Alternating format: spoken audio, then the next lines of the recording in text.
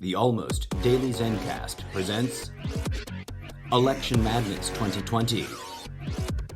Debate Antics.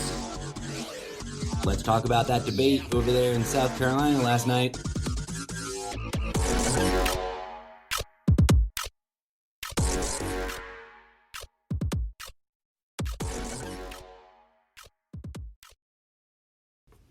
Greetings and salutations, friends and audience members. I am your ever humble, if slightly eccentric host, the incorrigible Mr. Zeppo. That track we opened the show with today was Anthropolitical Bot Rage by the ever mysterious DJ Zed, featuring Ultra Trap. That's me pretending to be me in another modality. Woohoo! Okay, so, politics is theater, therefore debates are what? Variety shows? Improv stand-up comedy shows. No, like that debate last night was mock-worthy. It was laughable. It was redonkadonk, right? I mean, I think my favorite part that sort of just encapsulates all of it was how everyone was just jumping down each other's throats to interrupt what everyone else was saying. They sounded like a bunch of unruly junior high teenagers that thought that if they could just talk over someone, they would win the point. It has long fascinated me, and I've for a very, very, very, very, very, very long time wondered, why is this the way that we choose politicians? What does it help me, a would-be potential theoretical voter, how does it help me listening to them argue with each other about, like, really vague, really surface, really shallow answers about their policy? Where's the deep policy content, right? There isn't any, except for when they've got something up on their website and they talk about it real surface and they're like, check out the details, da-da-da-da. But sending you to their website's really about taking more of your donation money. And I hate to sound like a broken record, but how much does one of those events cost? How much does one of those debate arenas with the lights and the LED panels, which are freaking intense, the laser beams and fucking, not laser beams, the panels with the graphics, those are serious. Those are like, Broadway doesn't even use that much of that. Like, this shit is expensive. So a bunch of old white people are yelling at each other and talking over each other and ganging up on each other in different combinations on a multi-million-dollar set in fancy theaters. And do we ever really learn very much about what they might actually do in office? I think that to some people it sort of feels like we do, I guess, because I can see that they, certain times the answers do include some form of or some amount of content that is informative to their overall policy agenda. I suppose. Simultaneously, it's a lot of them just, it's a lot of just stump speech turned into argument. And, honestly, folks, like, wouldn't that money all be better spent healing the sick, feeding the hungry, and housing the homeless, etc.? And couldn't our needs as a population in total at all, et al., our needs, wouldn't they be better served if those politicians provided serious, deep, detail-oriented policy documentation about what they actually propose to do? I think one of the reasons why it's so easy for them to make promises that then they break is that it's just all talk. Rarely is it deep, complex policy documentation. And then when it is, it's so convoluted, it's so too much detail, it's so legalese that no one really wants to read it. Now, there's a lot of other problems there, right? Like the miseducation of the population. The population has been encouraged to not give two shits about politics during their educational process. Now, mind you, young people right now are driving political change, and that's great.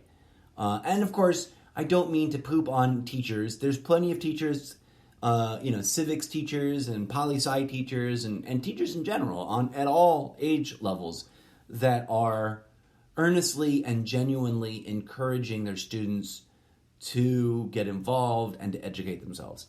But overall, systematically speaking, at the meta level, do we really provide a deep and profound and engaging political education? Or do we just sort of hope that some teachers inspire students enough and then provide a general kind of garbage, dumbed down, brainwashing educational content? Education is, of course, a really big issue, always. It's a motivating factor. And we always want a politician to fix our education system. It's always a point of contention, though, because we've somehow been corralled into opposing echo chamber teams that believe in really different ideas about how education should be administered. Now, that's not anything new, is it?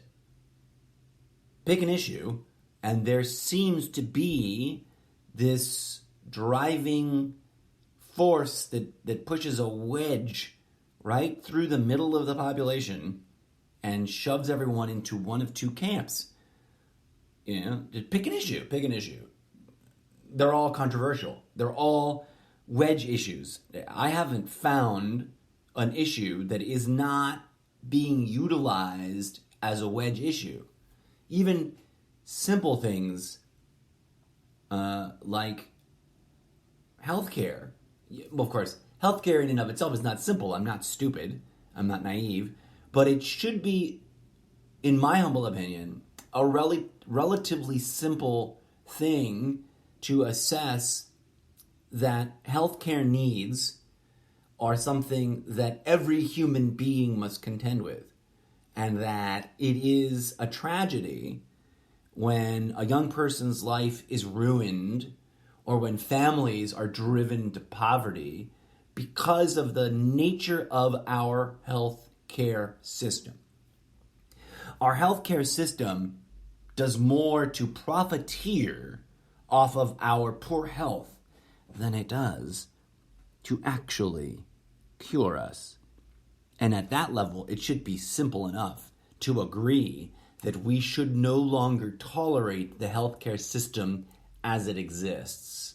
And yet, we have people literally fighting against the idea of healthcare as a human right because they don't personally want to pay for someone else to get better.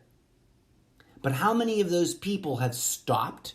How many of those people who really, really hate and oppose the idea of some sort of universal health care for everybody, how many of them are either really wealthy and don't ever have to worry about health care bills, or in particularly decent health right now and can't conceive of having to deal with massive, life-destroying healthcare bills, right?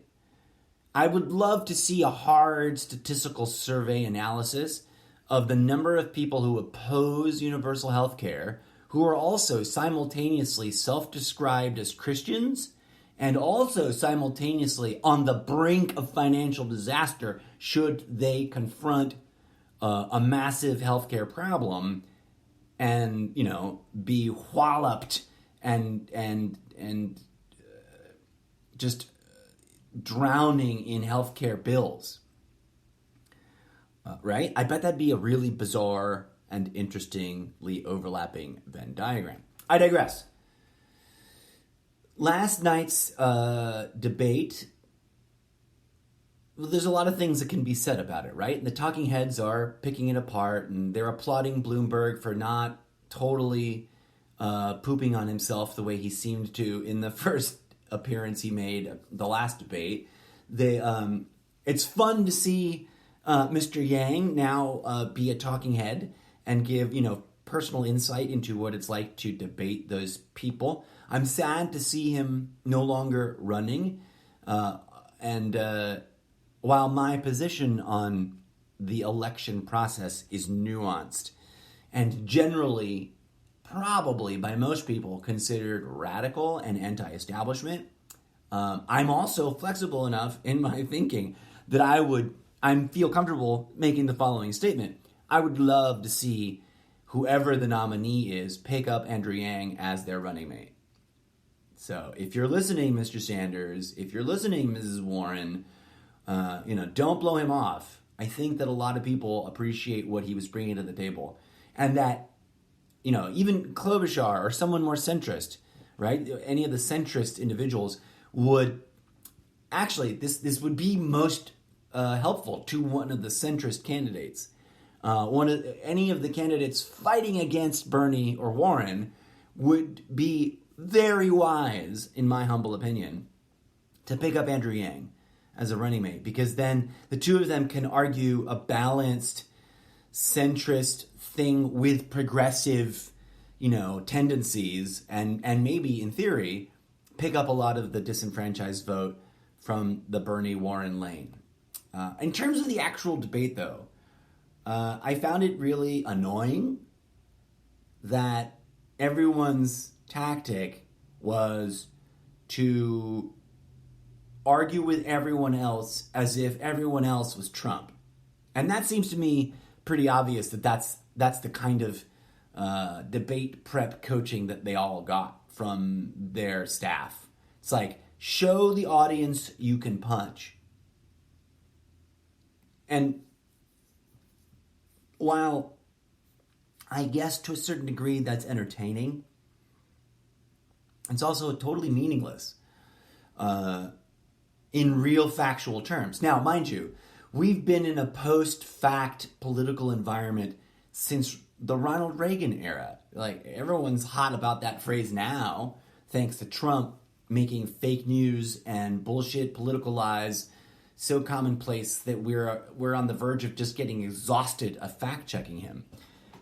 But let's not forget that every politician has always been guilty of fact-checkable, verifiable bullshittery. By that I mean, like, name a politician in our lifetimes, in the last 50 years, that has virtuously spoke nothing but the truth and has truly and completely honored and fulfilled the vast majority of their promises made on the campaign trail. I can't think of one. I can think of plenty of people that have pretended that was their agenda or their profile or their approach, right? Nobody gets into politics and says, hey, vote for me. I'm a big fat liar that's not going to do the things I said during the election cycle, right? That's not how that works. That would never work. Although nowadays we're really getting so topsy-turvy, we're really getting so fully inverted that that's essentially what Trump has done. Trump has shown the world that he doesn't give two shits and that he's going to say whatever it takes to appease his base, which might as well be a platform of like, hey, vote for me, I'm a big fat liar, and you will love my lies. You will love my lies so much that you won't care that they are not the truth.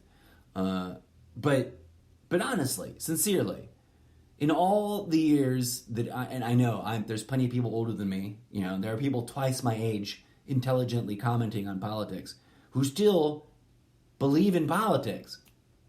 And that seems strange to me because I started mocking and openly criticizing and commenting on how epically fucked up politics is, as we operate it now, somewhere between the ages of 9 and 12, right? Like in that era, between 9 and 12, 13, I was just constantly flabbergasted by politics and constantly questioning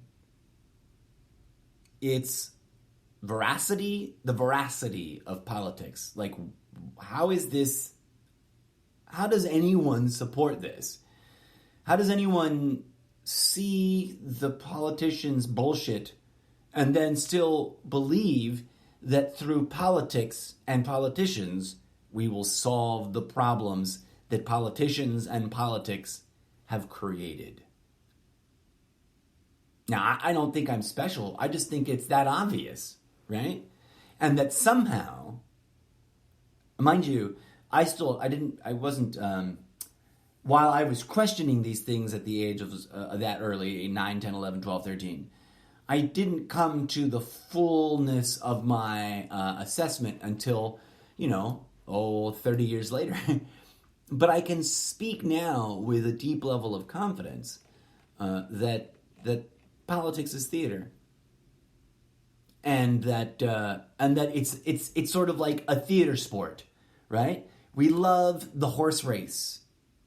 We love the back and forth. We love, even on a good year, when we don't have controversy after controversy after controversy, when we don't have crazy clusterfuck of tyrannical tendencies overriding our concerns, when we just are focused on who we're going to elect next, it's still a really crazy political reality TV show horse race contest of popularity. Like, who's the most charming? Who's the good-looking ones always do relatively well, better than the not-so-good-looking ones. And I'm sorry to say that. Like, I'm not that shallow of a person, but we all are that shallow. We all have some inherent biomechanical bias towards pretty people. And it's relativistic, right? Like, if you get 10 really, really unattractive people and you force us to deal with them in some sort of entertainment, election process, some sort of vote them off the island thing, we're going to vote for the prettiest of the ugly motherfuckers, right? Like, that's how that works. Now, I digress. My biggest critique of the political process is that it's a big, huge fucking waste of money. It should not cost that much. It should not be that high-end production value. It should not be full stage LED high-def screens. That's millions of dollars.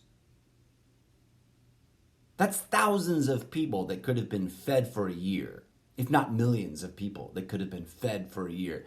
The production value of one of these events would feed countless people.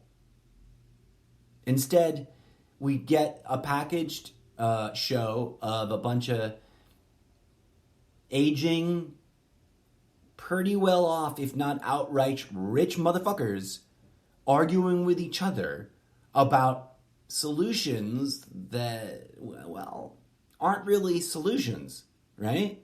You know what the solution to poverty is? Do you know what the solution to homelessness is? Do you know what the solution to hunger is? It sure as fuck isn't what politicians do. If politics and politicians could solve those problems, why do we still have those problems? So, I don't really have that much in terms of detailed analysis about individual performances at these debates. And I probably should. I should probably dig deeper and really sort of focus on how everyone did. But quite frankly, the whole spectacle is sort of disgusting to me. It's sort of, I don't know, morally objectionable. Because politics should be a not profit-driven process. And I don't know about you, but it seems pretty obvious to me that there are profits made during the election cycle, right?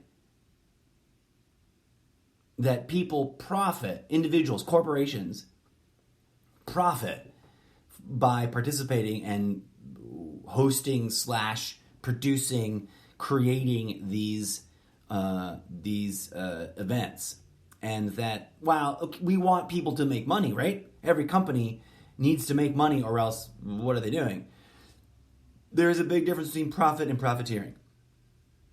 And I've either already done an episode about that, or I really, really need to do an episode about that.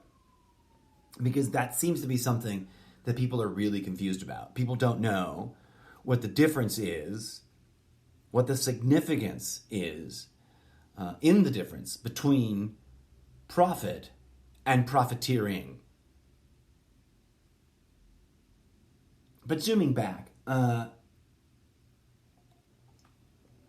the end of this debate process,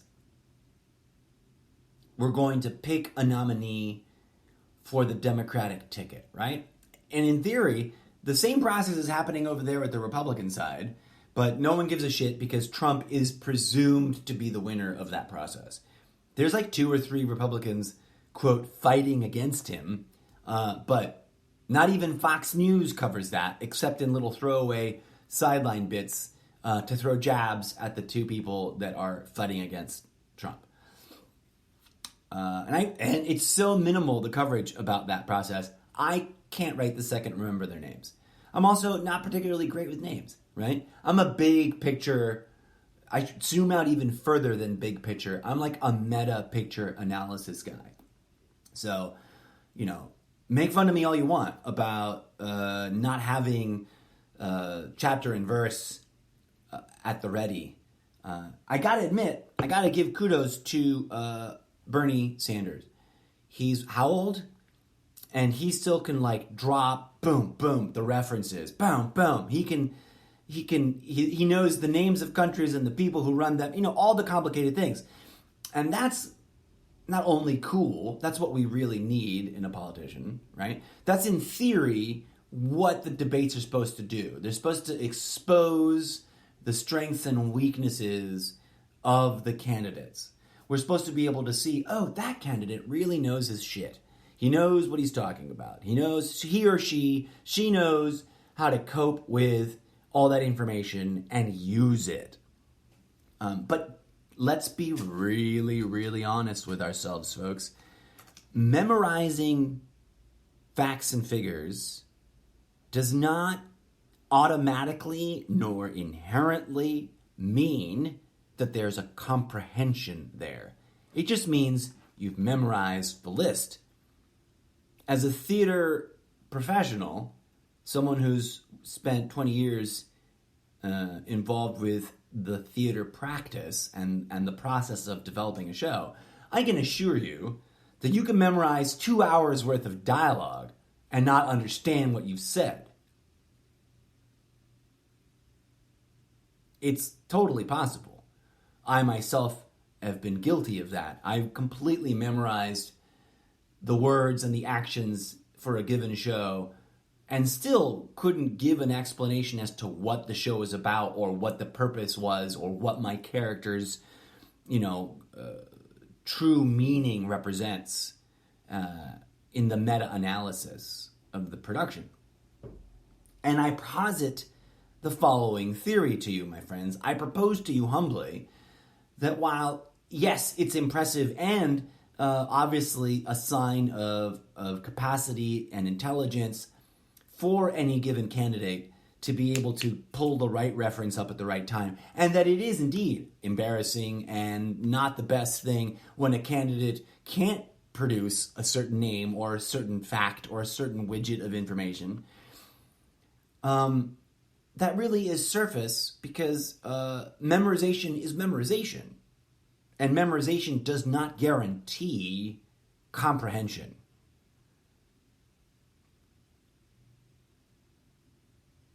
in the end, I humbly invite you, dear listeners, as you observe the political shenanigans, to consider these questions, to consider these flaws that I highlight about the process, and to ask, if you're here, or in your own, wherever you are, right? If you're here in Trumptopia, or if you're in one of the 15 or 20 countries where my podcast seems to be occasionally downloaded, ask yourself and ask your representatives, ask your politicians, why do we got to spend billions of dollars in this process? Why aren't we just feeding the hungry? Why aren't we just housing the homeless? Why aren't we just healing the sick who cannot afford to be healed? Why isn't that a question that ever gets asked on the debate stage, right? There's always a lot of contentious talk, and there's always a lot of arguing with each other about political track records and about accomplishments and about, the capacity to lead or the electability of this person or that person. But how often have the politicians really addressed the most important of the issues that we face? And that's that every year, every election cycle, every change of administration, we are left with the same overall bullshit problems and very little effective change.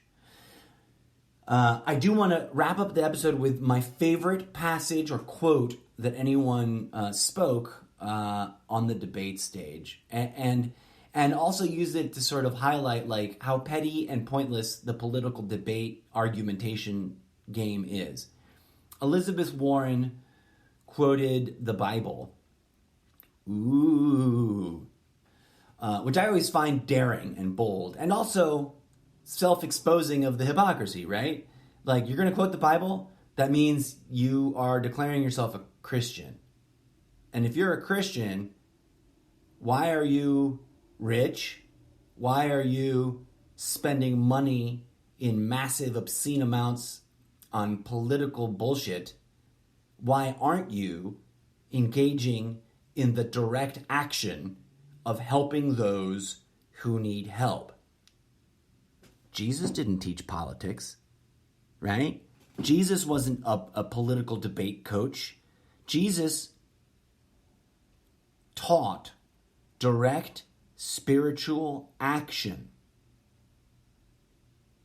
Jesus healed people for free with a divine power that he also taught was in us all. I wish I could remember the chapter and verse that Elizabeth Warren referenced, but it was the passage of what ye have done unto the least of your brethren, you have done unto me. Now that's usually flattened out and interpreted as the golden rule, treat others as you would like to be treated yourself.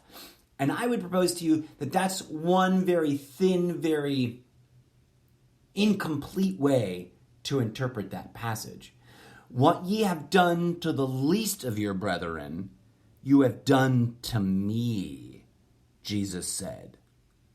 Now, before I launch into what I think that really means, I want to point out how petty and sad and ridiculous Buttigieg sounded in his immediate sort of attempt to rebut Elizabeth Warren's statements by co-opting that's his own. Oh, they were going through down the line and asking each candidate what the biggest misconception about them was and what their personal motto was. And when it was Buttigieg's turn right after Elizabeth Warren, he tried to say that, his motto was the same one, but he couldn't quote it because she had just quoted it. And so he just sort of had to explain his very flat, very limited golden rule version of it and claim that that's, what's very important to him too. But let's swing back to what that passage might actually mean. What ye have done to the least of your brethren, you have done to me, Christ said. I do not comprehend how it is that millions of Christians today in the postmodern world cannot see that that is a transcendental statement. That is a statement clearly indicating that Christos is us and we are Christos. That Jesus is the animating power within us. And that we just don't comprehend that, right? If you have done something to the most pathetic, the most lowly of the low, the most neglectable, the most throwawayable, the poorest of the poor, the most miserable of the miserable, you've done it to me, your teacher that you adore and hold up and support and take care of. That isn't just an allegorical statement. That's a direct statement. That is a statement of deep, profound, transcendental truth. Divinity is that which role plays our persona.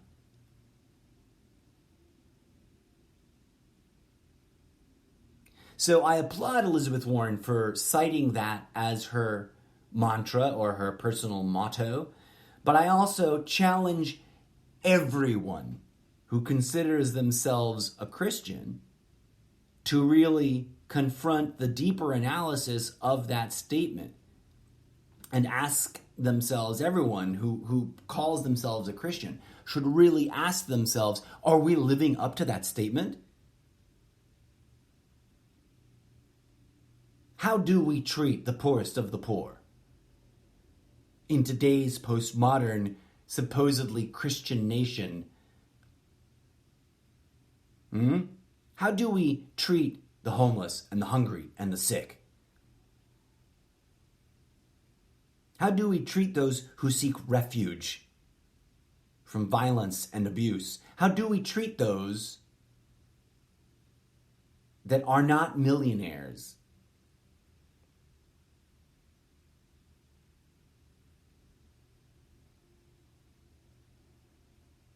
As John Colbert pointed out several years ago, if we're going to pretend to be a sort of Judeo-Christian nation, then we shouldn't just bullshit ourselves about that. We should feed the hungry for free, not make feeding the hungry on the streets illegal.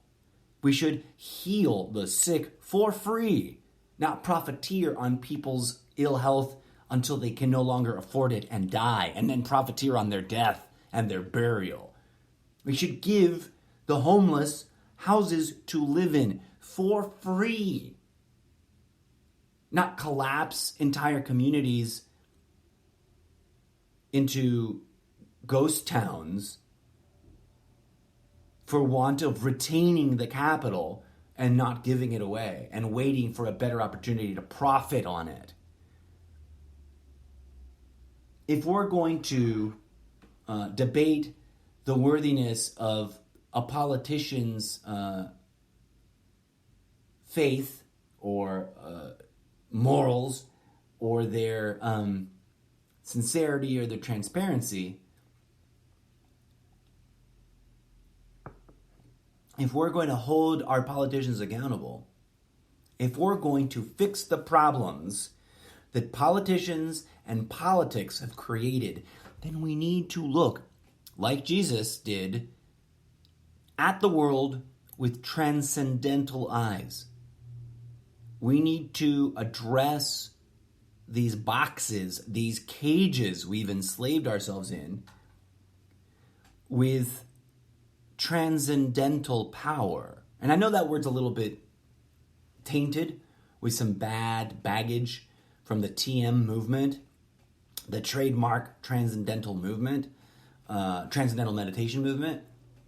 But let's purge that, right? Let's not get caught in that ego trap of saying, well, transcendentalism is bad because this one stupid, profiteering fakey fake cult used that word. There is the bullshit, and then there is the truth, right? There is the distractionary use of real things, and then there is the true comprehension of those real things. So, I mean, I like Elizabeth Warren as a candidate, even though I'm anti-establishment, and I would rather see politics completely transformed away from the way it operates now and back to a organization of civic activities, right? We need to build a bridge. We need to feed the hungry. We need to house the homeless. We need to provide water for everyone. We need to make sure our air is clean for everyone. That's what we need. We need civic organization. We need to achieve civic progress and, that sort of thing. We don't need this political bullshit theater that costs us billions of dollars and makes the professional political theater establishment tons of profit, which then is never used to solve any of the problems. So as we enjoy the process of seeing the voting results of South Carolina's primary, and we hurtle right into Super Tuesday this upcoming week, I encourage you, dear listeners, that if you're going to be out there in the political process, which I encourage everyone to do, as much as I am anti-establishment, I think we need to, if the only way out is in, then we need to penetrate the political process, not disavow it, right? We need to get inside it and heal ourselves, heal each other, and heal all the politicians. So as you engage in your activities during this political season, I humbly invite you to consider the questions and the propositions that I present to you in my very disorganized, very rough around the edges podcast, and that you, if you agree or if you find them interesting, that you bring those questions to the people around you. Share them with your community. Ask your fellow Democrats and Republicans, why aren't we just feeding the hungry and housing the homeless and healing the sick? Why do we live in a political environment where helping each other is bad? Now, I've seen and read and heard and been lectured all the crazy bullshit rationales about laziness and how helping each other will just prevent people from being able to do the work themselves. And while there might be some small percentage of that that's very real, I frankly think that it is also a total self-serving bullshit rationale. Sorry, not sorry. Especially in a country that still sort of 60-40 presents itself as a pretend Christian nation. That we can make a whole episode, we can do a whole special series about what Jesus actually taught and what postmodern Christians are actually doing. We'll have to put a big fat pin in that. As always, friends, thank you for tuning in. Thank you for putting up with my incoherent rambling. And thank you for downloading my episodes and engaging with my social media and telling your friends who might enjoy the show about this show. Until next time, I have been your eccentric, erratic, but very sincere host, the incorrigible Mr. Zeppo. Please enjoy a few more sound bites from Anthropolitical Bot Rage, DJ Zed, and Political Purple Mush and the Political Outrage. Wow, that I need to consolidate my whole music persona name. I really like Purple Mush and the Political Outrage as a band name, but I don't have a band, right? And I'm really just sort of producing electronic music, and I'm not really composing anything. So I kind of like DJ Zed, but yeah, I need to like clarify and unify all that into one clear system so that it's not a big clusterfuck of too many words all at once. Anyways, until next time.